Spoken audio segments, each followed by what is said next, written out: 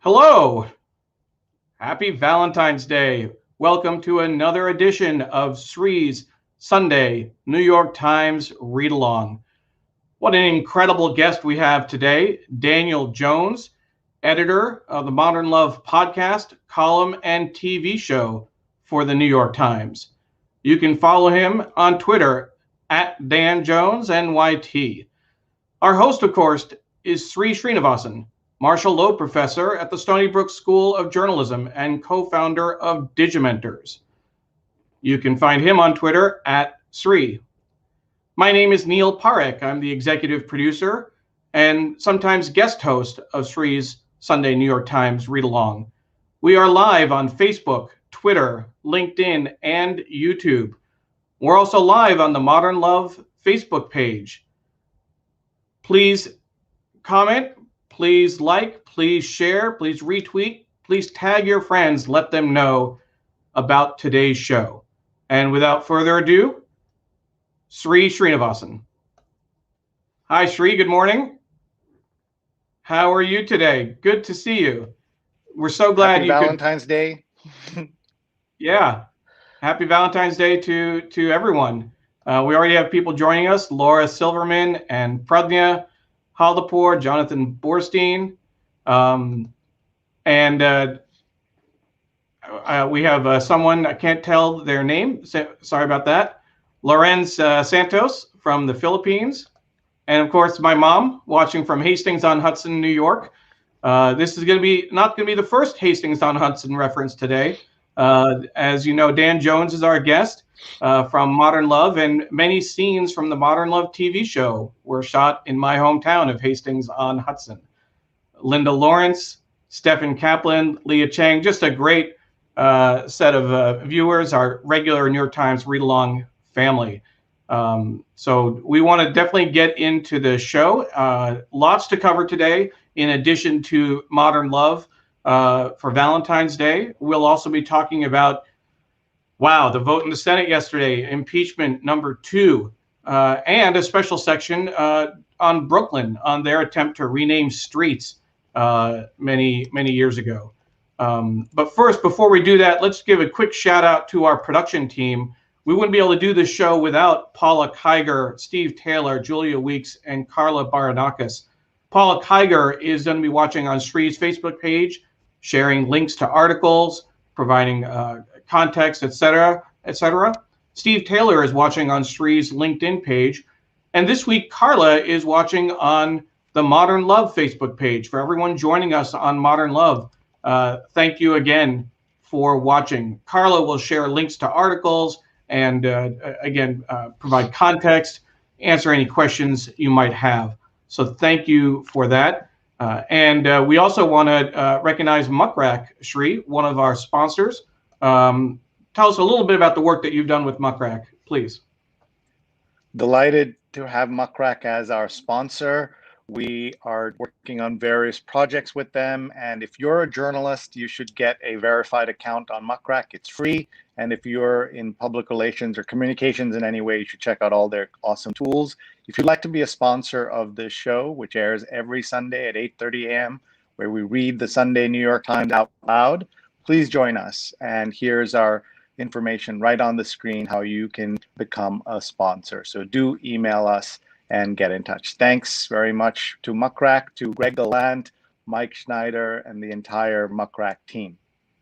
And if you'd like to learn more about MuckRack, please go to readalong.link/MuckRack.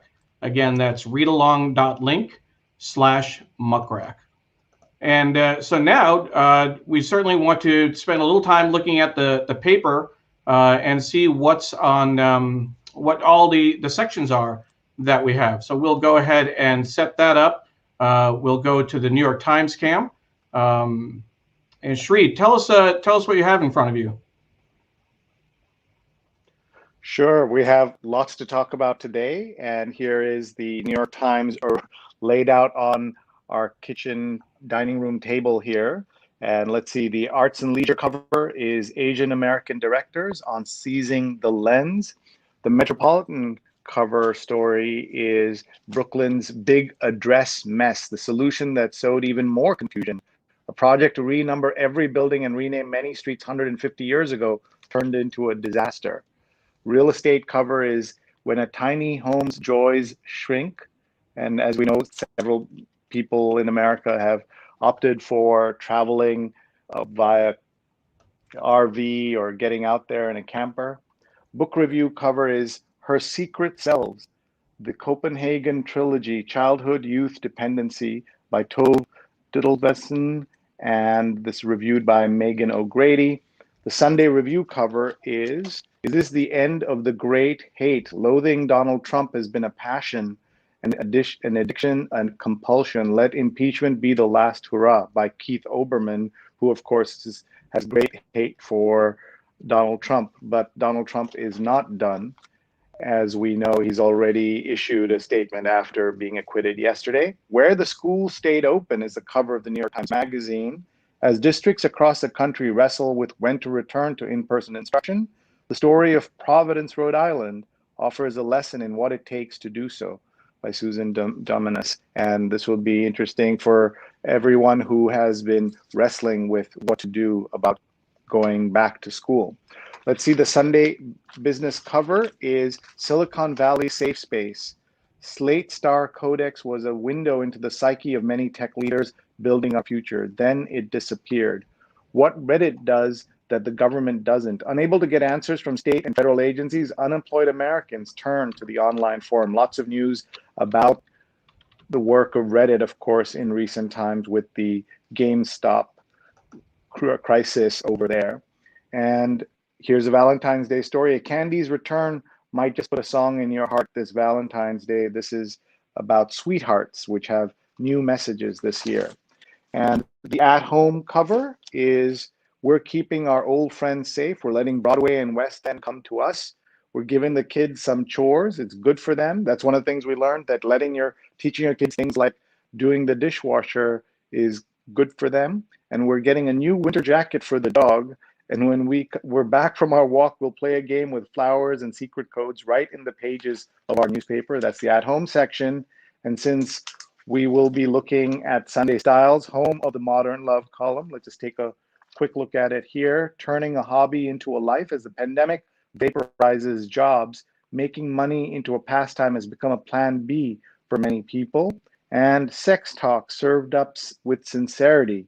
With a class radio show and podcast is Emily Morse, the Dr. Ruth of a new generation.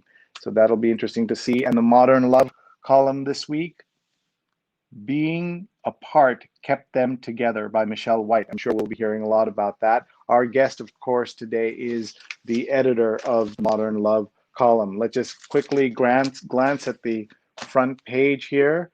There's the headline, Senate acquits Trump in Capitol riot. 7 Republicans join in vote to convict. So with that, let's see if we can get our guest on to talk about the paper and so much more. Everyone who's watching, please tag your friends. Please share this live on Facebook, Twitter, YouTube, and LinkedIn. Your friends can watch live or later. And this will air as soon as we're over. It'll air again. So thank you very much. And there he is. Hi, Daniel. Hi, Shrey. Good to be here. Thank you. We always start by asking our guests how you're doing, where are you, and how is everything with your family during the pandemic? I am in Northampton, Massachusetts. Typically during the week, I would be in New York, but haven't been since March 12th. Our family is pretty good during the pandemic. We're lucky to have a nice house to be in. We have kids who, one is still in college and one is out of college and has kept her job. And yeah, things are a little boring, I guess, more boring than I would want them to be, but overall, we're fine. And tell us about what are your Sundays like? Do you get the print paper on a regular basis, and what is your Sunday routine? We only get the Sunday print paper because I would be typically at the Times during the week, and I'm the main paper reader. We stopped getting it at home delivery during the week. Sunday, I usually wake up a couple of hours before my wife does. I'm sure she'll love to have that broadcast. And I go out onto the front walk and get the paper. We've become so digitized with all of our consumption of media that it's, for me, it really changed my reading habits. And what I love about the Sunday paper is it's the one time all week when I come across stories that I wouldn't otherwise, and then I look in, sections of the paper that during the week when I'm on the website, I sort of have my patterns and places I go. But there's really something lost in that process, I think. And I love being able to sort of open up sections and come across stories that I haven't gone looking for otherwise, it allows this sort of serendipitous process of reading the paper that just, for me, isn't replicated online. So I sit around with my coffee, take the dog for a walk, and in fact, I was interested to see the At Home talking about new dog coats, because we're in need of a new dog coat for our poor short-haired dog up in Massachusetts. Yeah, and that's about it. Today's going to be a lazy Sunday, Valentine's Day. We imagine that Modern Love is extra busy on Valentine's Day, but of course, all your work is already done. All my work is done. The Valentine's stretch always becomes, for me, about media and events. Typically, like, we have a new book out called from our Tiny Love Stories series.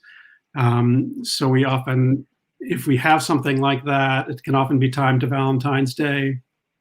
So Valentine's Day is very much a working time for me. It's and has been for a very long time, 17 years, or so. We're going on 17 years of having Valentine's Day be a work day. I can't believe it's been that many years. So for folks who are not familiar with Modern Love, our readers, obviously our viewers, most of them are, but we have new folks also watching. Tell us a little bit about the Modern Love column, its genesis, your work with it, and what are some of the highlights that people should know.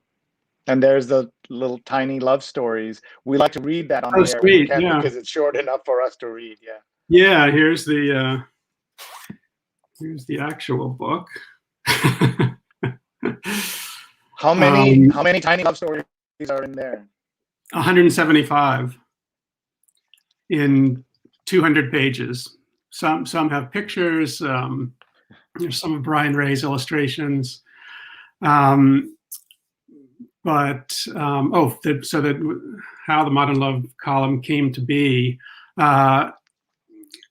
It's honestly a story of making lemonade from lemons. We had moved. So this is, we're going on 20 years ago now. We'd moved from New York to Massachusetts. We had 2 little kids. We were cramped in an apartment. We couldn't afford it, and moved to the house that I'm sitting in now in Massachusetts. And suddenly marriage got really hard. We were both working from home, which we'd sort of idealized. And I was working on, I was doing some communications work in New York as a consultant. I wasn't working for the Times yet, obviously. And, but we were struggling with who had time to work, who was watching the kids. And my wife in particular, and all of her friends, were struggling with this idea that they could have it all, that they could have work and be mothers and be part of a marriage and have those elements all work. So she decided to do a book about that, of collection of essays by women writers, with a bad word in the title, called The Bitch in the House. 26 women tell the truth about sex, solitude, work, motherhood, and marriage.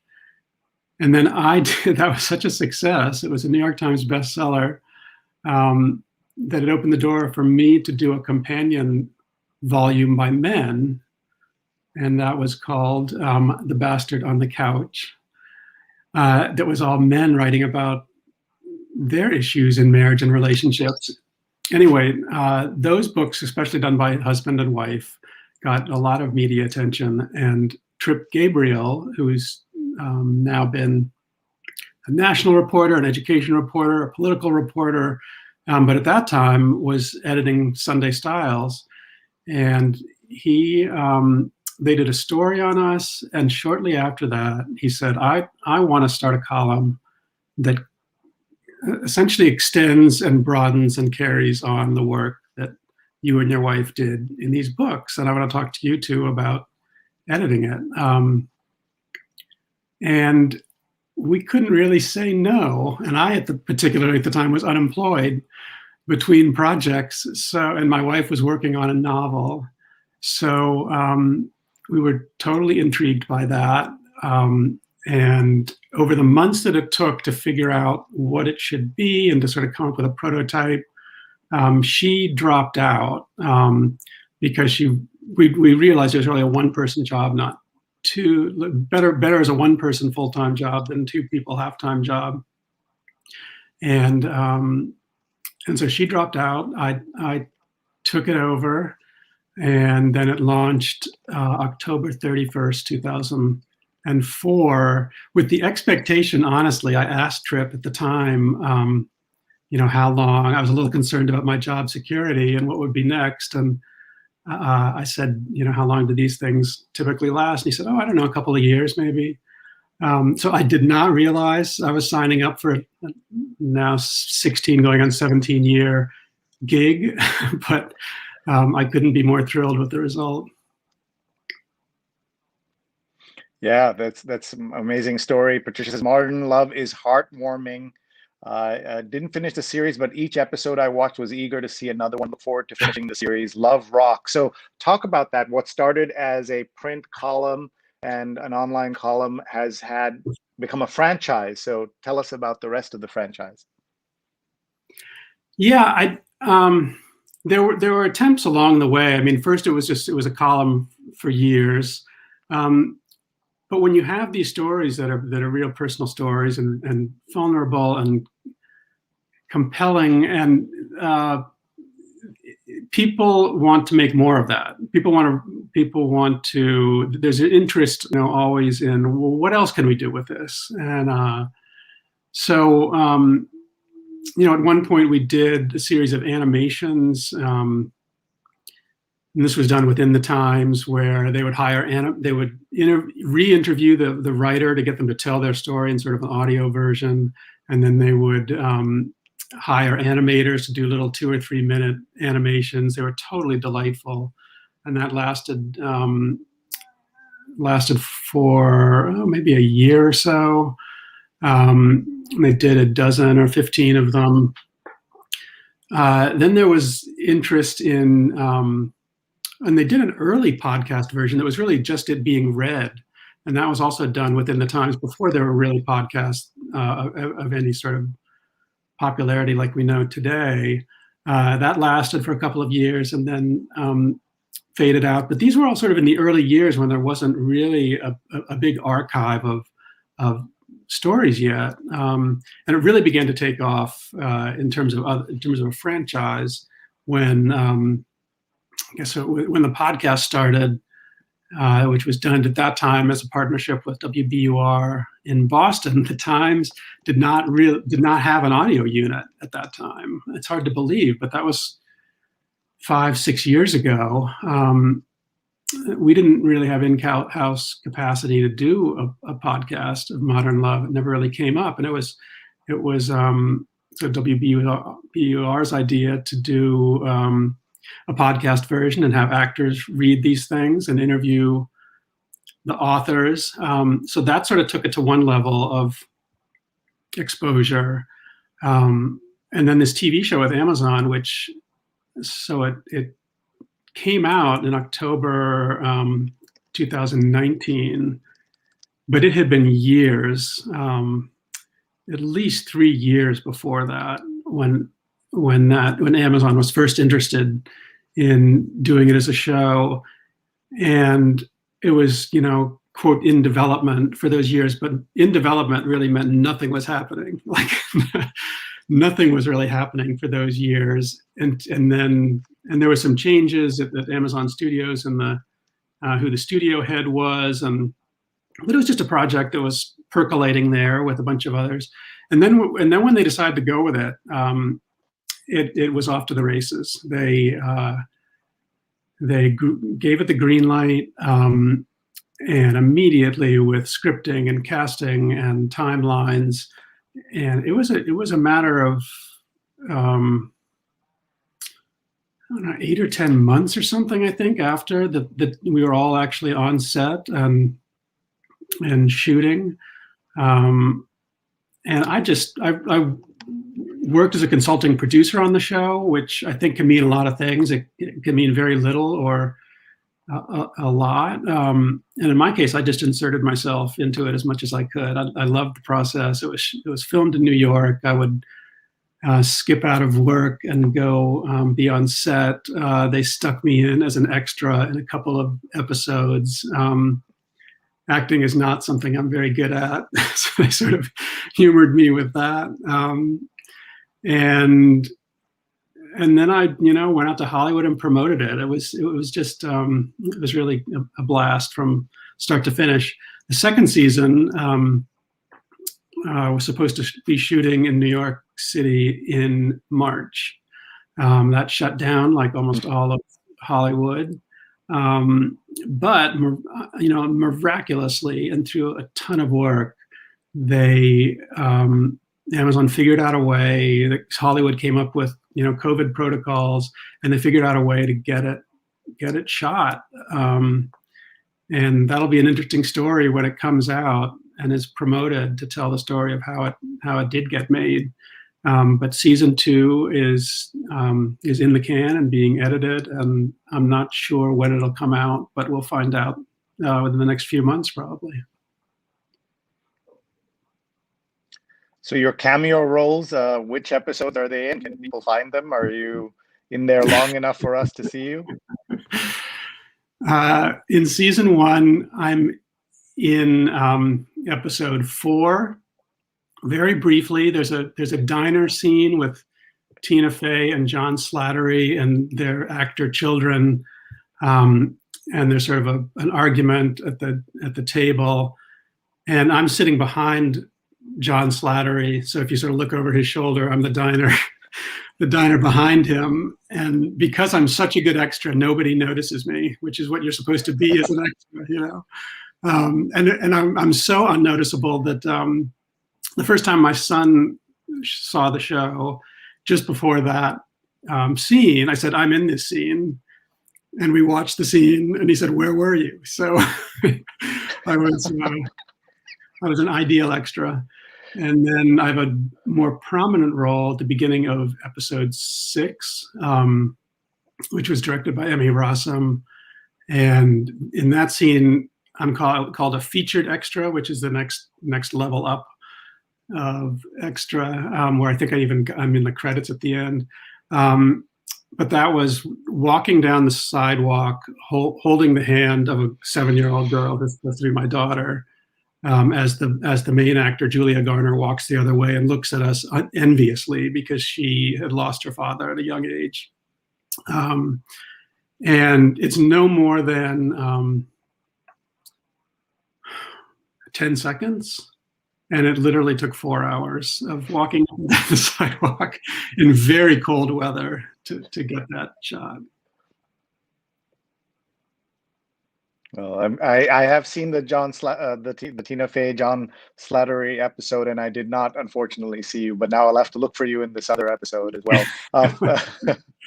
Folks, if you're just joining us, this is Valentine's Day and a very special episode of the New York Times Read Along. We have the host and the editor of the Modern Love franchise at the New York Times, Daniel Jones, with us. He's at Dan Jones NYT. Please follow him there.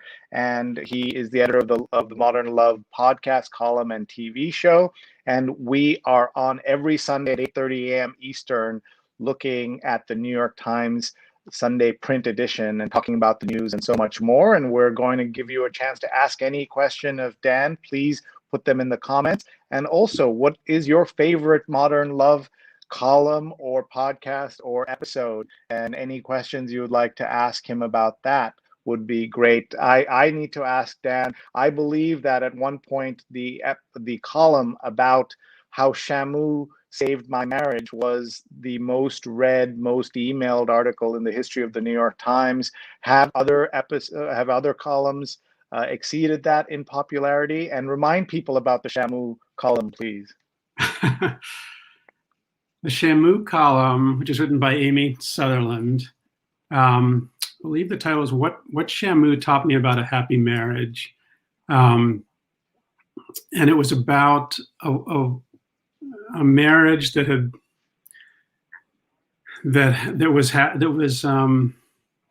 was a good marriage. I mean, she was talked about as a loving marriage, but one that she wished could be better. She wished she could sort of, all the things that irritated her about her husband, she wished she could improve. And yeah, there it is.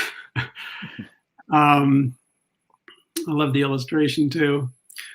And she, at the time, was working on a book about an exotic animal training school in the San Diego area, I believe, where they actually taught people how to train exotic animals for places like SeaWorld and animal parks. And as she was watching these things happen, she was like, I wonder if these would work on people. More specifically, I wonder if they would work on my husband. And it was things like changing an animal's movement patterns by drawing them to a different place just by food placement. It was about getting rid of unwanted behaviors through encouragement, not through scolding. Like, you can't really scold an animal and have it do what you want. You have to encourage it and praise it when it does do what you want. These all had like technical training terms. And so she began to try these on her husband, Scott, and they worked. Like, instead of criticizing him for not putting his dirty clothes in the hamper, she would praise him, like overly praise him when he did put them in the hamper, and it worked. And when he used to bother her in the kitchen, if she was at the stove or something, and he would come over and start getting close and trying to take food from what she was making, so she instead put a thing of chips and guacamole over on the other side of the island, so his movement patterns changed from coming into the kitchen to going to the other side of the island where the chips and guacamole were. And anyway, it was funny, but it was also true, and it was practical advice. And I'll never forget, we were visiting my in-laws at the time that weekend, and my mother-in-law is a big Modern Love fan, and it's always the first thing she reads on Sunday morning. And I came downstairs, and she said to me, her husband's name is Lonnie, and she said, I tried it on Lonnie and it worked. So she was already, and at that moment I knew, like, that story is really going to take off. Like, sometimes I'm not sure, but I knew that was really going to take off, and it certainly did. Like, that was in the days when the most emailed list was really prized. Like, was sort of front and center on the Times website, and it also had a churn. It had a regular churn. And I remember that story stayed at the top of that list for about a month. It was unbelievable. It just went and went and went. But it was surpassed by an essay from 2015 called "To Fall in Love with Anyone, Do This." And that was a writer named Mandy Len Catron. And the essay was about her having read a psychological study that proposed that you could help people fall in love more easily by having them ask each other these 36 increasingly probing questions, and then staring into each other's eyes for 4 minutes or 2 minutes or some really uncomfortable length of time. And so she tried this with not a complete stranger, but with an acquaintance from her climbing gym, and they fell in love, and they're still together today. There it is. And I mean, that story, it's just been read by tens of millions of people. And it continues to this day. Every year, it's one of the most read Styles pieces of the year. And it's again, this practical, you can do this at home kind of thing. And it's led to, I mean, I've heard from countless people who have fallen in love because of it, gotten married, and also people who didn't fall in love, but who got to know someone really well. Like, it's not just strangers. You could do it if you're married, if you're with friends. It led to documentaries being made about it, and on and on. Part of the charm of the Modern Love column is that it addresses all kinds of love. And can you just talk a little bit about that? And we have several questions that I need to ask you that are coming in from the audience, but just talk about the range of love that you have covered. Yeah. Well, when we first conceived of it, we wanted to, if it was going to have any longevity, we wanted it to be broadly about love. And that meant not just making it about romantic love. And we even had a different name for the column. One of the proposed, we coming up with what are we going to call it?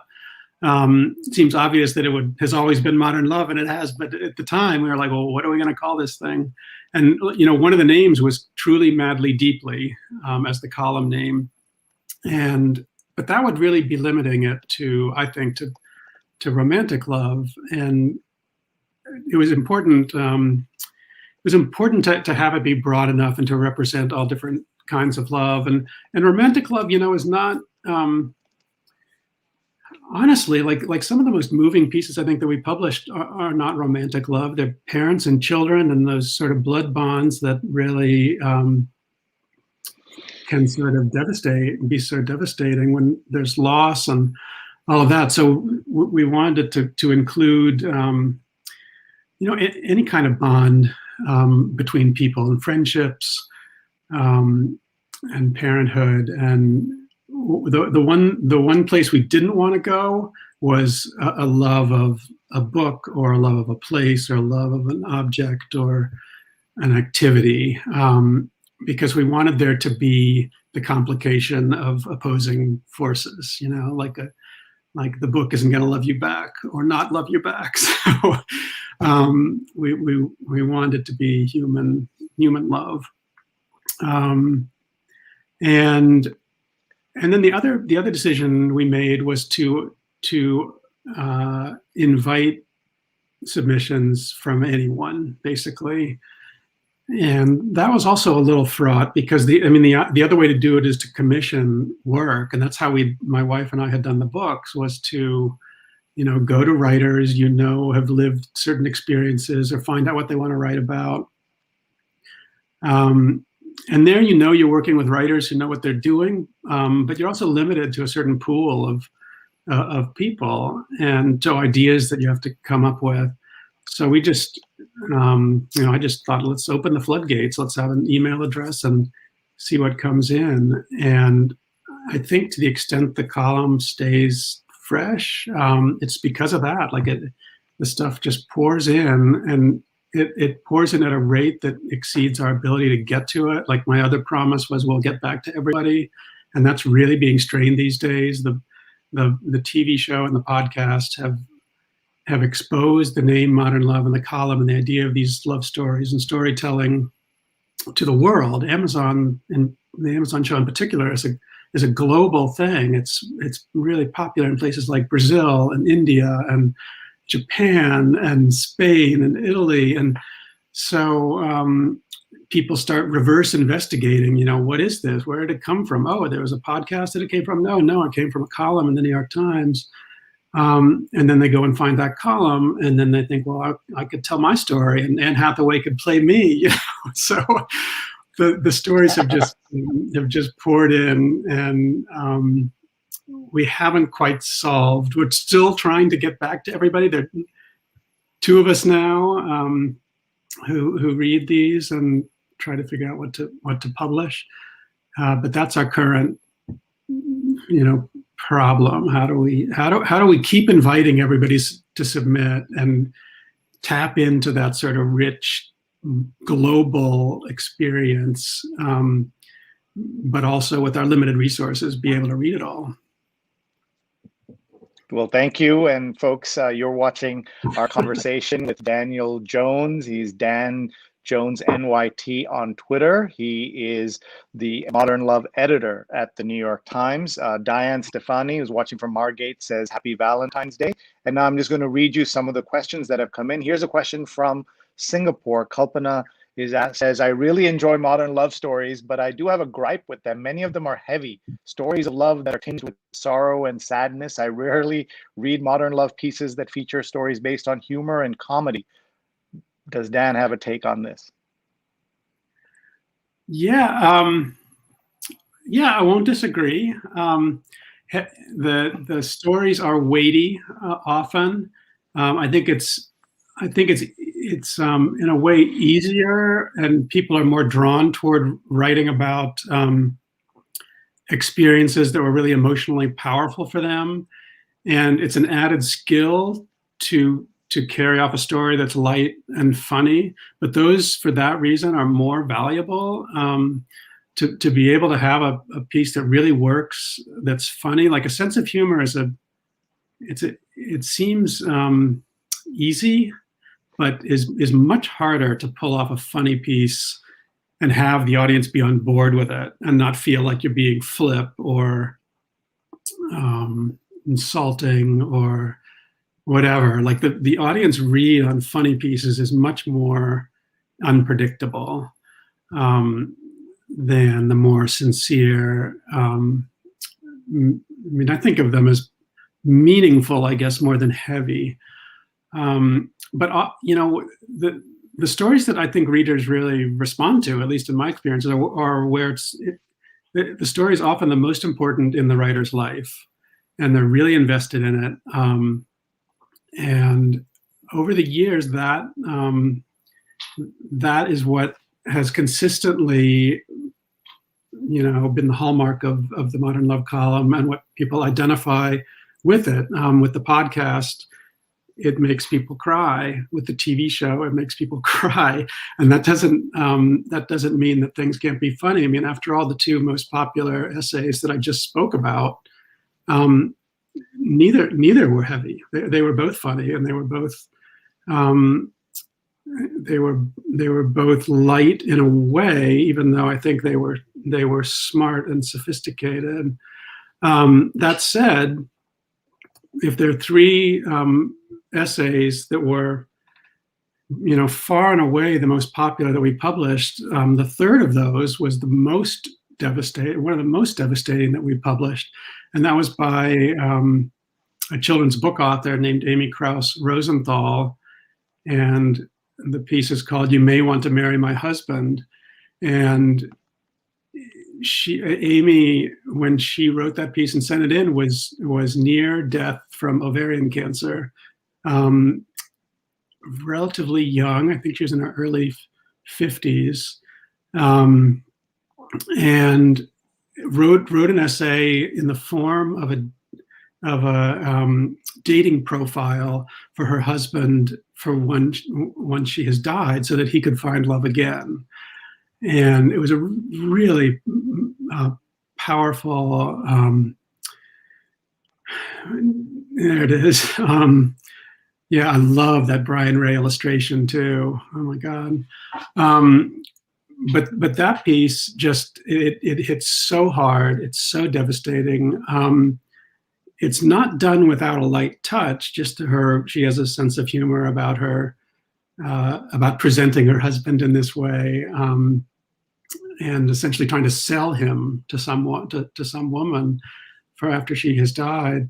And then we really had to race to get this piece into print. I mean, she was already in hospice at the time, and she died 10 days after it was published. And that piece was one of the others that just sort of went around the world and had such a big impact. So it's those, that kind of story people really get invested in, and yeah, it's heavy, but. And we're seeing here that, yeah, she died 10 days after this was published, and then in June 2018, her husband published this response. And I see that there's also in Spanish and in Mandarin that you had published this. Yeah. Right. What became of, I read the original story. I didn't read the husband's response. Can you just finish up that story for us, or what you know about it? About the husband's response? Yeah, so I don't remember how long after that was, maybe a couple of years after. He wrote a piece that, and I think it was titled, "My Wife Said You May Want to Marry Me." And it was almost, mostly, it was a piece about appreciation of her. It also sort of answered the curiosity of people. Like, he got marriage proposals, basically, in the wake of her essay. It was really a jarring thing to be, in her eyes, it was sort of a gift. It was really a gift to him, and a love letter to him. But the reality was, she was, the family was absorbed with her condition at the time when it came out.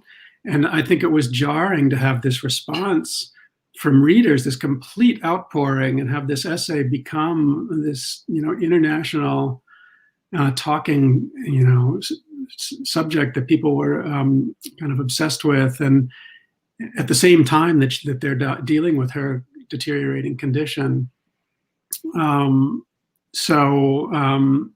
He couldn't really digest any of that at the time. All this mail and all this interest from movie studios and on and on and on. So everything just sort of got put on hold for 6 months until he could face it. And when he did, he wrote a book of his own about the experience and wrote a column about it. And part of that was answering just this reader curiosity of what did happen to you. Where are you now with all of this? Oh yeah, it was 51 that she died.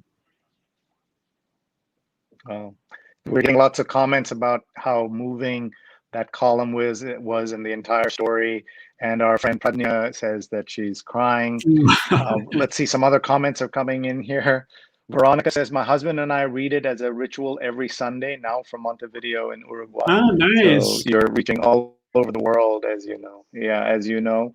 "Love is always heavy on the heart," says Patricia. Our friend Mark Lee is watching from North Carolina. And Manisha says she likes the fact that you talk about all kinds of love. And there was an earlier comment saying they were glad that you didn't call it Truly, Madly, Deeply. So for those of you who missed it, Dan told us that one of the working title, or one of the considered titles, was Truly, Madly, Deeply. And at least one reader is glad you didn't choose that. And, well, among other things too, I would have been called the Truly, Madly, Deeply editor, which is a really weird job title. Exactly. What does the selection process for stories look like at the different steps? Column, podcast, Amazon series. Having read so many stories over the years, how quickly can you tell if a story is worth publishing? And what are signs that a story might do well on Modern Love? I should tell you there are various versions of this question, including people looking for tips on how to get into the column. So I know you hear this all the time. So if you can answer this and kind of give us some global thoughts on getting published. Yeah. I mean, I look for, what I look for, is obviously is like represented in the column. So just people who read the column will know the range of the stories that are published and that appeal to me and appeal to the woman I work with, Mia Lee, who reads in the inbox as much as I do and recommends things. But in terms of how we go about that process when we have so much volume to get through, and then have jobs where we're working on all these different projects, so we have less time to read than we used to, and certainly that I used to. Like, that used to be a big percentage of my job was just reading, and now it's probably 10%. So with much more to get through. So I've kind of refined this art of skimming and looking for clues that a piece could work. And that can include, honestly, it's the same kind of process that people go through when they're sorting through media and what they want to read. And in that case, like, a lot relies on a headline, or in a case of an email, a subject line. Like we are consuming media based on very little information. And at the Times, we have huge emphasis on headlines. We know that a headline and the summary that comes underneath the headline is really, and whatever art accompanies it, is really all you get to snag a reader. So it's a similar process for us, honestly. Like, we get an email, we get a name, we get a subject line, we get a little bit of biographical information if the person decides to provide it, and then we start reading. But the first clue, honestly, is that subject line. It didn't used to be this way, because we used to just sort of read in order, and we still try to do that to some extent, but pieces will get taken because the email subject line was smart enough and intriguing enough and promising enough that then the essay delivered on that. That's certainly not always the case, but like an example, we ran a piece in the fall called "Please Lord, Let Him Be 27." And that was that writer's email subject line. And in skimming through the inbox, which, can have 1,500 emails in it or so at any one time, which is, in our system, is 15 pages of emails. Like that there it is. That popped up. My eyes caught it. And I knew this piece was going to work. It doesn't always work this way, but I was like, that's a headline that's smart. I just sensed it was about an older woman who wanted to be with a younger man. There was something smart about it, and the piece completely delivered on that. She was in her 30s. He was 24. She figured if he was 27, that would be just old enough to make the relationship work. She thought 24 was going to be too young. They ended up making it work anyway. And honestly, this is like one of the less than 1% where the writer writes the headline. I just stuck with her headline because I thought it was so good. But that's honestly some of the process. Then I'll open up the essay and I'll start to read. If I'm compelled by it, I will read all the way through. And if the ending works, or if I can find a way to make the ending work, I'll begin to investigate it, and then, take it on. And if I'm reading at the beginning, that's not capturing my attention, then I'll start skipping around and just looking for anything that does, looking for sentences or paragraphs where it seems to come to life. And because often in these aren't pieces that just go in as they're submitted. If there's potential in a piece, I really think it's valuable, I'll spend a lot of time with the writer turning it into a piece that can work. The question about what works on the podcast and the TV show, that's more out of my hands. I make recommendations. And it's been a learning process for me to know what can work in other mediums. Like even on the podcast, like when we started that, I thought it would, to hear something read, I thought that they would want something that is a real narrative story where you can't find, a lot of these are very interior kind of essays. It's all inside the person's head and memories and all of that. So I thought that if you hear a story rather than read it, it's better to have more of a dramatic story and scenes and dialogue and all of that. But that turned out not to be totally true. Like one of my favorite, if not my all-time favorite podcast episodes was read by the actress Sarah Paulson, and it was called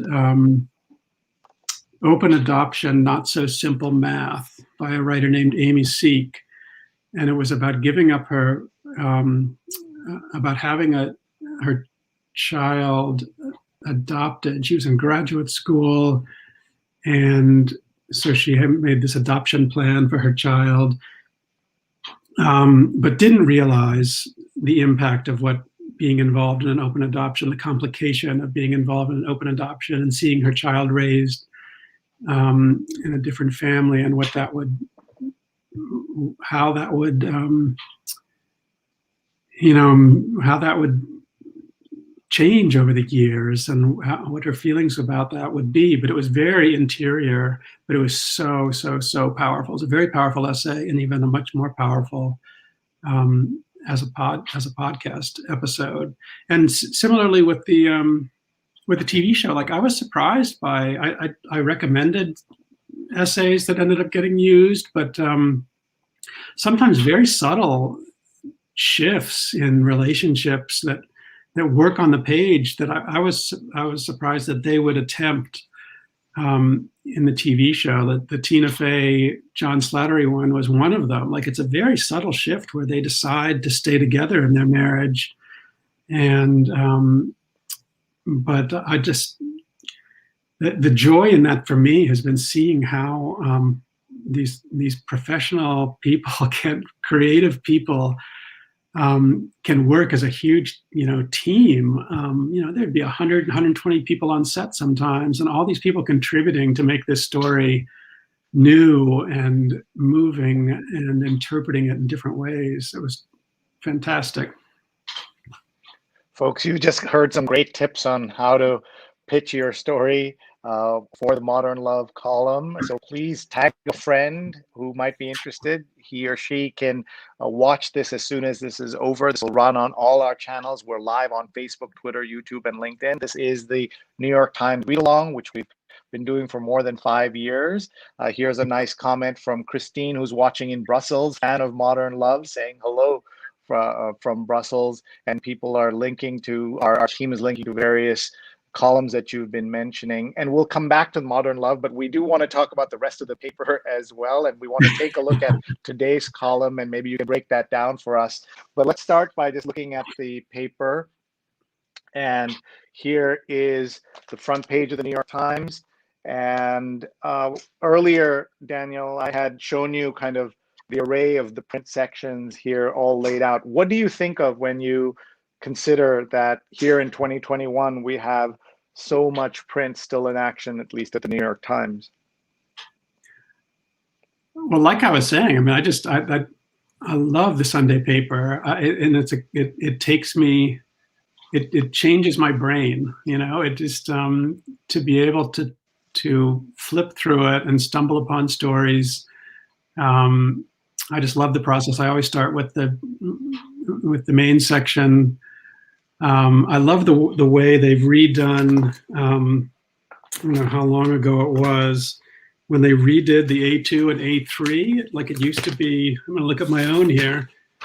It used to be like summaries of the news, and I love the inside the Times stuff and all the spotlight and conversation, and it's just a very lively A2 and A3.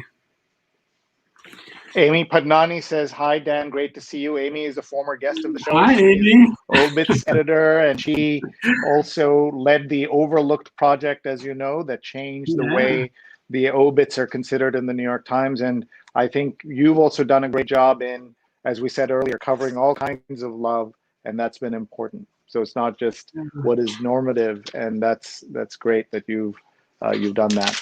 And let's just see here what else is in the news. Erratic flow of aid helps and hinders. And this is about the problems getting people aid in the middle of the pandemic. And despite bumps, New York's move to open schools pays dividends. So that's a positive story about opening schools. So I want to look at that. The Times cover of the magazine was where the school stayed open in Providence, Rhode Island. And so let's keep going into the paper and seeing what's here. This is Facebook asking for regulations. You all know some of the travails that Facebook has had in recent months and years. 5 things transit officials want from Amtrak Joe administration. So we know that Joe Biden's a big fan of trains, and so there is hope that the trains will get better all over the country. Let's keep going. Feel free to jump in. Anything catches your eye, please speak up. UK virus variant likely related to increased hospitalization and death, scientists say. And this worries me a lot as we think about where we're going. It seems, Dan, that one day there's great hope because of the vaccine, and then some other headline shows up and makes you worried. I know. One thing I miss about talk a little bit about the New England edition when I'm. Go ahead. I get the New England edition when I'm reading now, but I don't get. So we don't get the real estate section and some of the sections you have there, the metropolitan section. When we lived full time in New York, I used to love those sections, and now we don't have them. Joan is commenting on your phrase, the Sunday paper really does change brains. And Wayne is here. Wayne is one of the print designers at the New York Times. I love working with Dan and Mia on 2 print special sections. Much smaller produced than the TV series. Yeah, he's great. We've been hoping to get him on the show.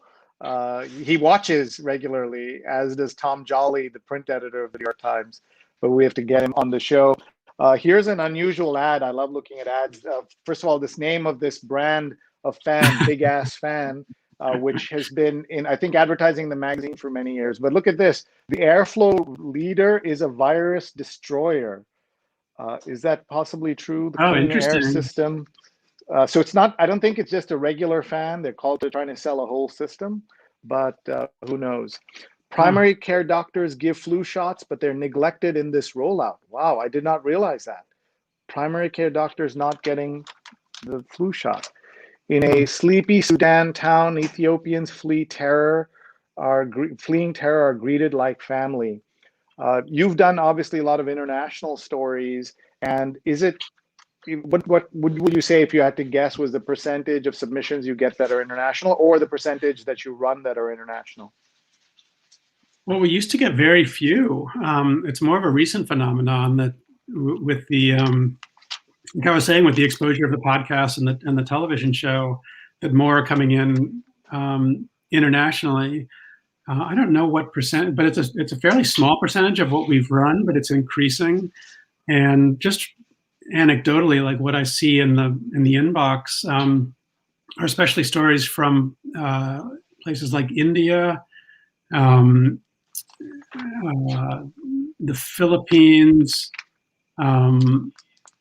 not so much from Europe, but Australia, places like that. But it's in Nigeria. We've gotten several stories from Nigeria recently.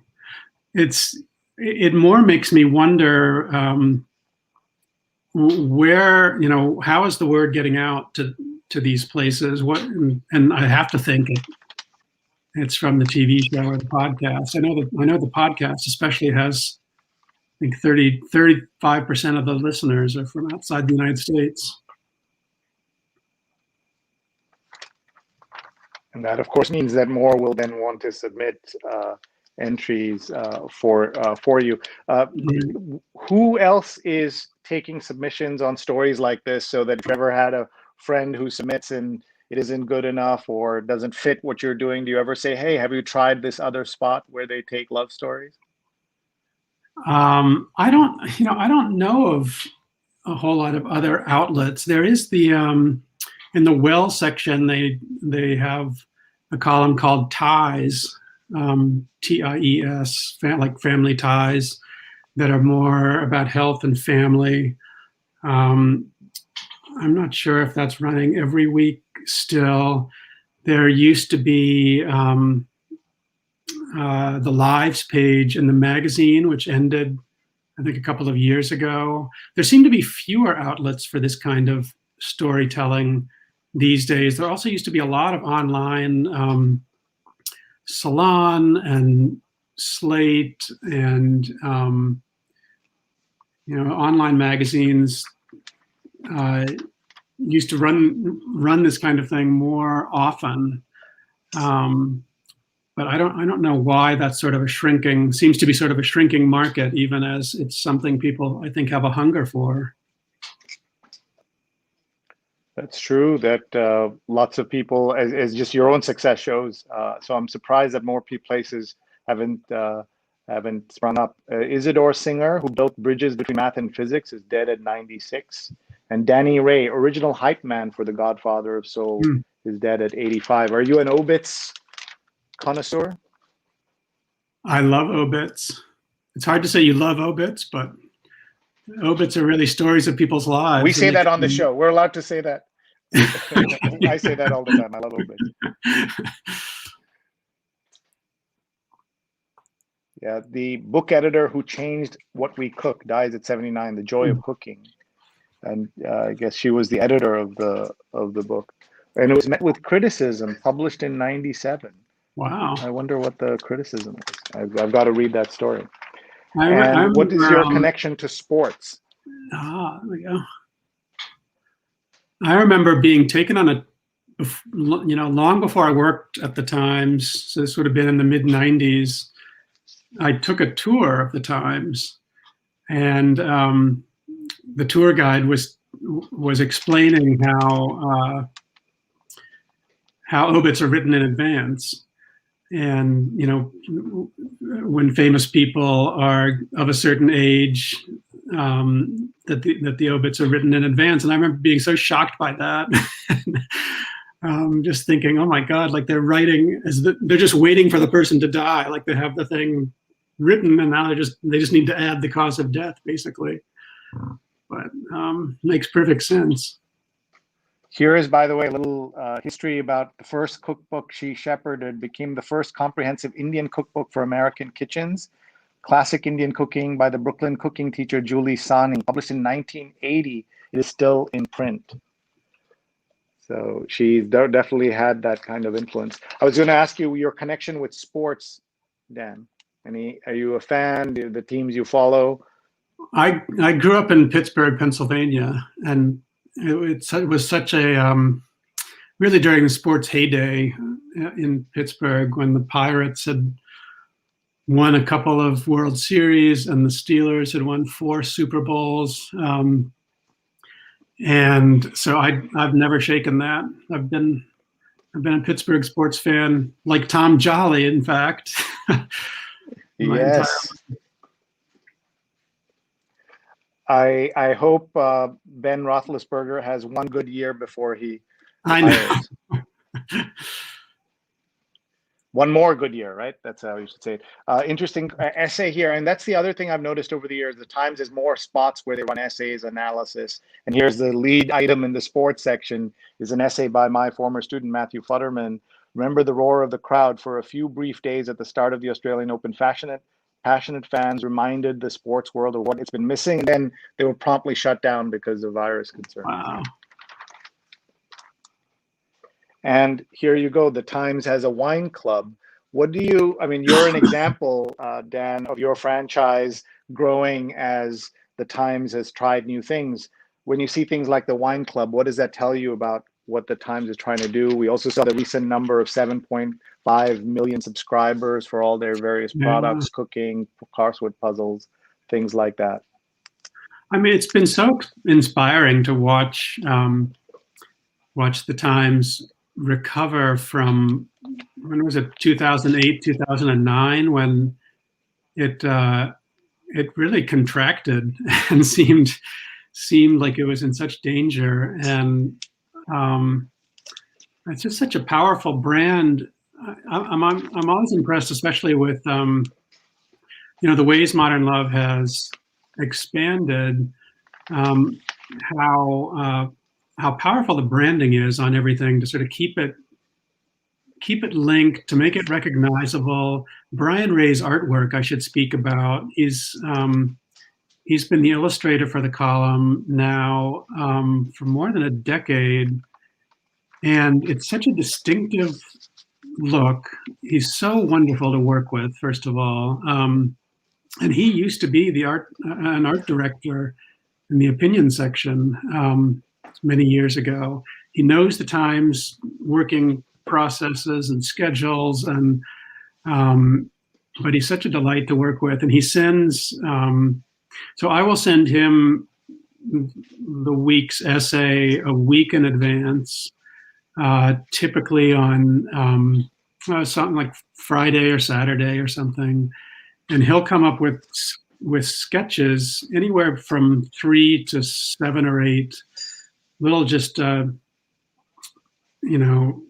and ink, black and white sketches of ideas. Sometimes he'll have a caption at the bottom explaining what he's thinking, and he'll send those on Tuesdays, and then it's a few of us, usually me and Mia Lee, sometimes the deputy in styles, Anya Stremian, John Coho is an art director, and we'll look them over and very quickly decide what we're going with, and I'll get back to him, and then by Wednesday morning he'll have the final artwork, and it always alternates from a horizontal illustration one week to a vertical illustration the next week, and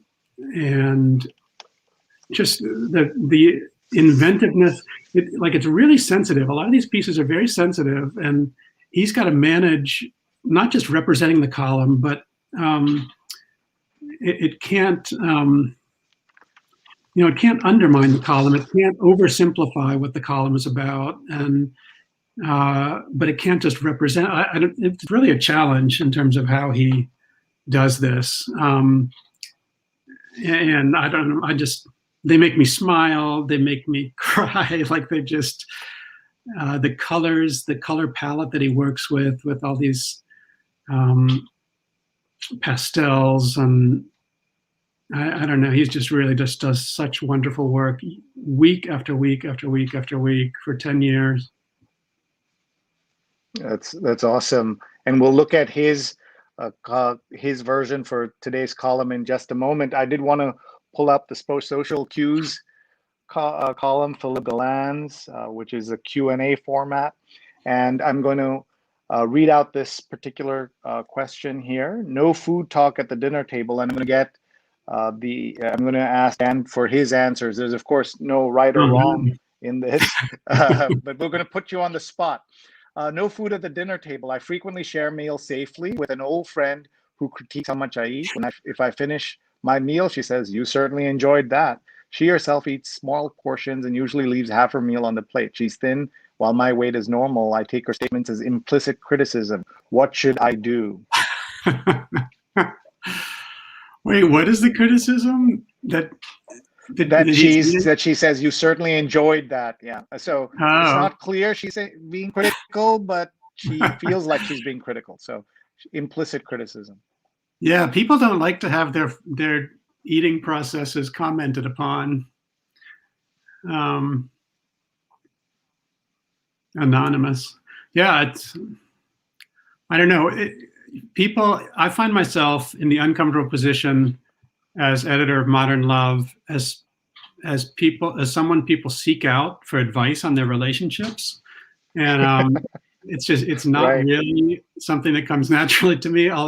Back in the time when we used to do like events and people would come up after the event and talk to you, and it was pretty common that people would start to just unload their relationship problem on me, and it's like, yeah, and so should I break up with him? Like, what do you think? I'm just like, I'm an editor. If you wanted to put it in writing and have me help you write it, I could do that, but I'm not really the person to give you advice on your love life.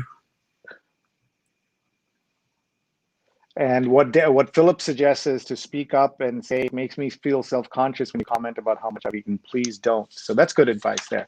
Let's look at the Modern Love column. We have about 15 minutes left with Dan here. And this is today's Modern Love column.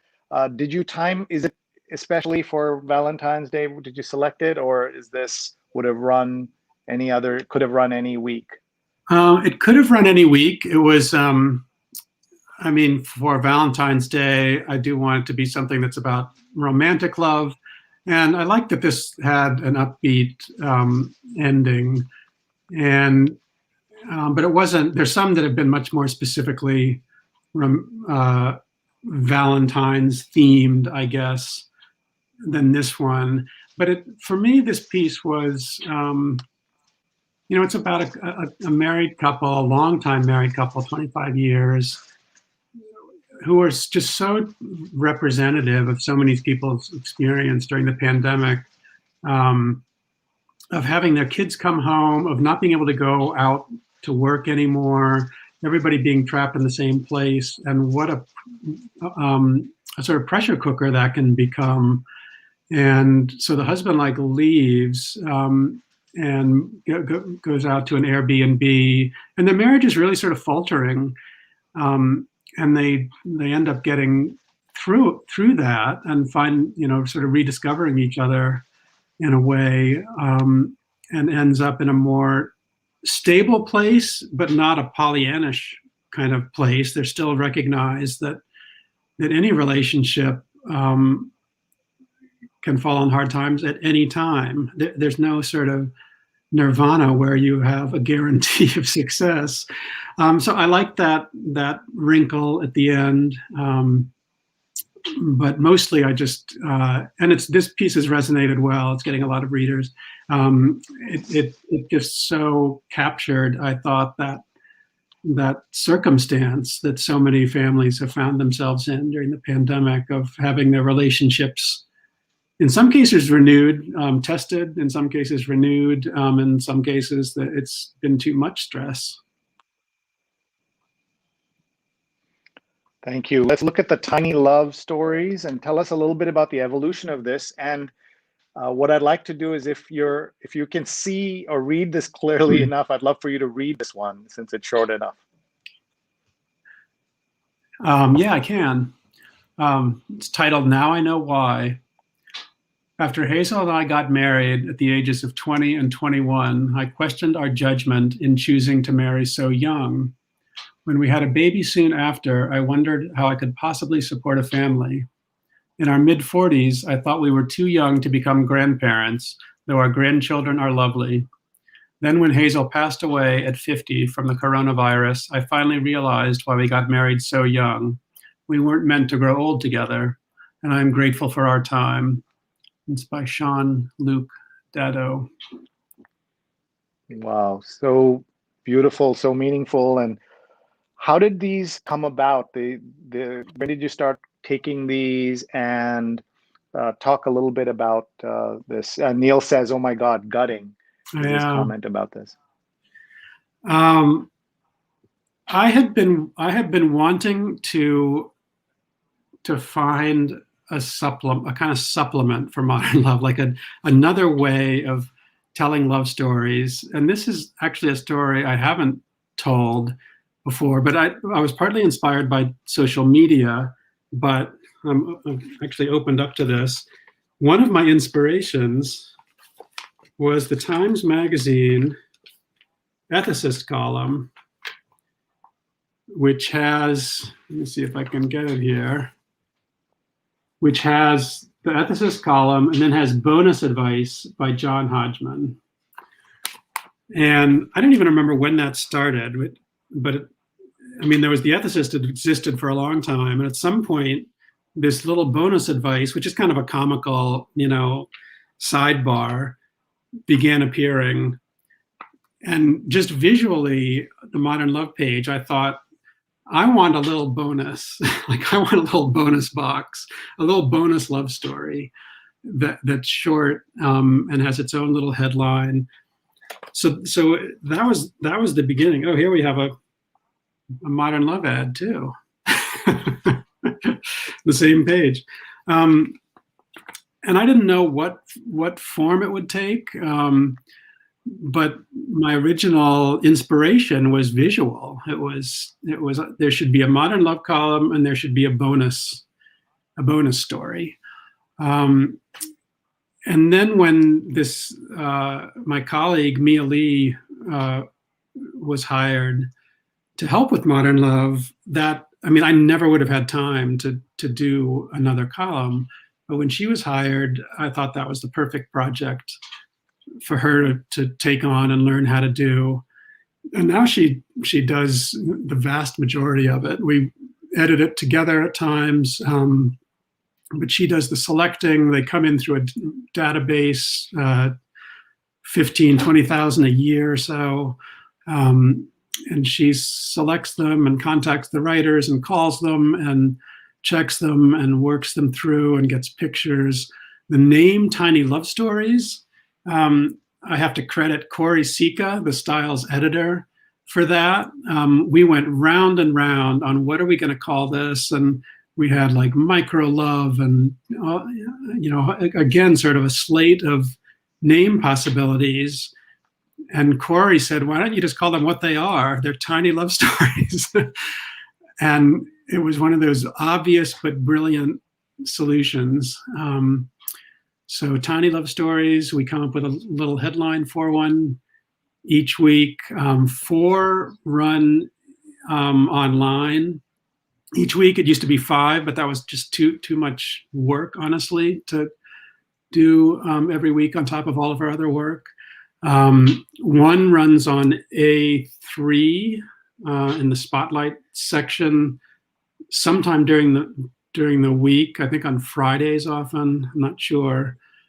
And then this one in print in Sunday styles. And we weren't even a year into doing that Artisan Press, a book publisher, contacted us about doing a book of them and a page-a-day calendar of them. And the book came out in December, and it's really, I've published, I guess it's my 6th book. I think this is the best book, honestly, that just in terms of a package, in terms of the content, in terms of everything about it that I've published. Like, there isn't anyone who doesn't like this book. I'm really proud of it. And then the calendar will come out for 2022, will be published in July.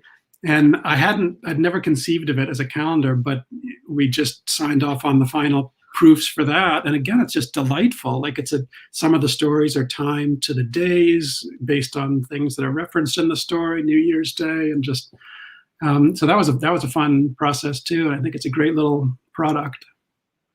We have a ticker that we've put together of the various Modern Love items. So Neil's going to put that on the screen so people can go in and look at a link tree of all the different items. So we'll share that. But meanwhile, look at that book, the various books that have also been published, and you can get a tote bag and a love shirt, Modern Love shirt. I love all of that. And readalong.link/modern love. If you go there, you'll see a link tree of all the various products and projects of this franchise, which is quite amazing.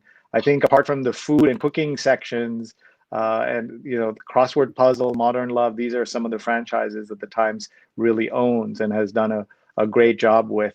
Feroza is joining us late, but says, will this stay on later? Yes, as soon as we're off the air in about 10 minutes or so, this will run again. So you can watch this. Please tag your friends. And Feroza says that she wishes she could publish anonymously because she signed an NDA about her divorce. Oh, So wow. is that one of your rules, that it has to be non-anonymous? Is that right? Have you ever published an anonymous Yeah, one? I mean, that's really a newspaper, New York Times rule just for basic accountability. You have to be a real person. You have to have your name. You have to own up to what you're writing about. So yeah, that's not a rule that we can change. I hear you. Just wanted to show you very quickly a couple of unusual things I noticed. This story about how the sleep-deprived look is now chic, which people are emphasizing their under eye bags after spending. Everyone spends their energy trying to hide them, and now they're emphasizing them. The entire goal is to normalize dark circles. And then a Nordstrom ad in your column or on your page, Black History Month, about their commitment to diversity and Black-owned brands. So that's nordstrom.com/diversity, something that caught my eye. I also wanted to mention in the New York Times Magazine, and in addition to your ad in the New York Times Magazine, this story, as a dog lover, if you haven't read this letter about somebody who shot his dog instead of euthanizing the dog because he was biting people. Oh my God. It is an incredible piece of, it's an incredible story, but how Kwame Anthony Appiah responds is, you start off with one place and you arrive at a completely different place. It's so moving, so well written. Even if you don't have a dog, you'll want to read this. He talks about life and loss, and it's almost love here, and worth reading.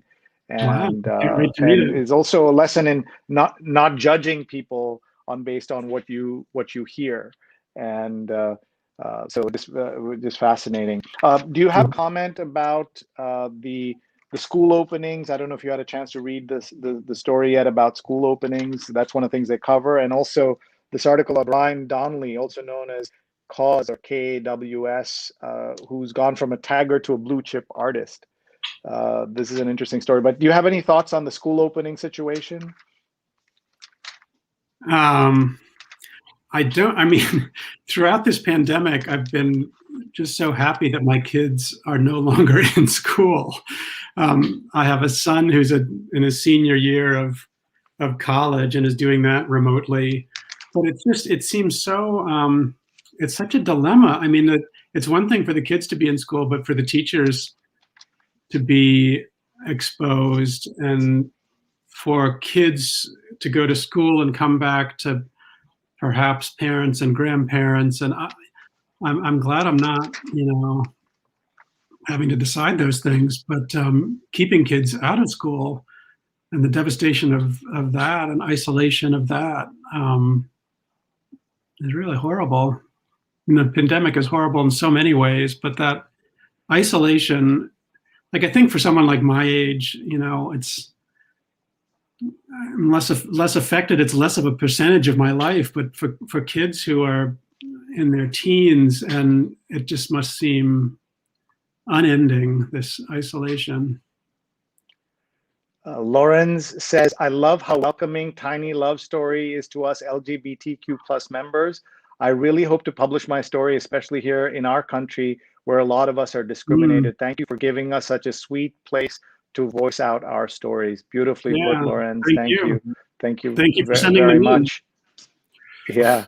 And there's a Valentine's Day theme to the crossword puzzle today. And Lorenz is watching from the Philippines. And here's the extra red items and sealed with a kiss. Are you a puzzler? Very rarely. But my son is. He loves the crossword. I try to do the spelling bee one in the app. It's not a spelling. It's the title makes it sound like it's the spelling bee, but you have to come up with words on this. And I try to do it on the app every day, and I don't succeed as much as I should. So before we go, just wanted to look at this section in the Metropolitan about Brooklyn's big address mess. And I don't know if you've had a chance to see this story online, because you don't get this in the print edition, because this is in the metropolitan section. But if you've seen this, so apparently they tried to renumber every building and rename many streets 150 years ago, and it was a total disaster. And it would be interesting to see what happened. The change of address, a disaster in Old Brooklyn from 150 years ago. Wow. Beautiful pictures here as well, some archival material. And look at this, the change of Brooklyn of Ample Hills was mine, Walt Whitman, the most popular American poet of his day, wrote in the 1860s. And my favorite ice cream store in New York is called Ample Hills. They have one in, they have branches in Brooklyn, but they also have one, or who knows with the pandemic, but right next to the new Whitney downtown, they have it. They have that there. Look how many pages the story takes. That's beautiful. Yeah, and it's done beautifully online, as you can see. Again, the playing with the print and online. Have you had a chance to try different things in the online version, or you're so busy with the text that you've kept it simple and not try to do too many things online? You know, we've done the column is fairly standard. It was fun figuring out how to create tiny love stories and how that worked best. But we've had the most chance to experiment with special projects. Like we did a couple of special projects during the pandemic called Alone. One was just called Alone, and the other was called Together. And they were stories. We sort of opened it up for people to tell stories in video, in print, through pictures, about their experiences being isolated in the pandemic, either by themselves or isolated with other people. And those were real design opportunities to present the material. And we also did a special project earlier about sex and consent on college campuses. And it was stories, very brief sort of stories about people dealing with the gray areas of sex and consent. And that was an incredible design project. That was Tracy Ma, who does design and styles. There's the Alone project. So I have to get out of my normal routines to work on these projects, to really have fun and test what we can do. And people who don't work at the Times may not know that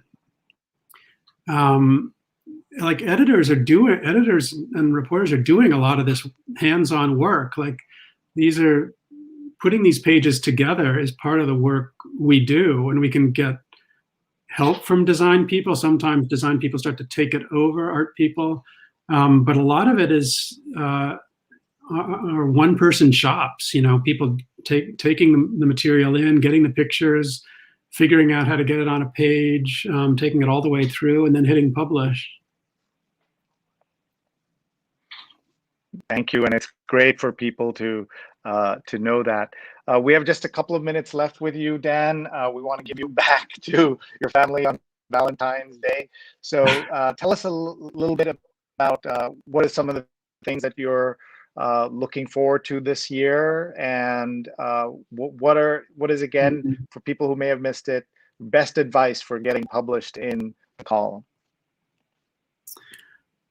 What am I looking forward to this year is getting back to the Times.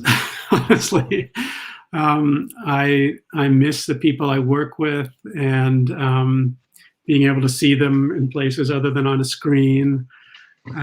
So I'm eager to not only get back to the Times, but to get back to being able to do public events, and it's really been fun to meet fans of the column and the podcast and the television show in person. So like everybody else, I'm eager to do that again. In terms of advice for people, writing advice, tell your most important story, make it come to life. and uh, and come to some sort of understanding about what you've been through, and how to articulate that. And then in terms of how to get our attention, I'll stress again that that the subject line, even if the title or headline that you come up with for the piece isn't used on the piece, and in 99% of the cases it's not going to be, it's a crucial process to go through, because if you can't come up with a good headline, if you can't sell it, then it's sort of a sign that you may not know what your piece is about yet. So that process of like, how would I capture this piece in a provocative way in 10 words or less? Go through that process, write your piece, and then go through that process and put that headline as your subject line of your email and see if you can get our attention. That's wonderful advice. Thank you.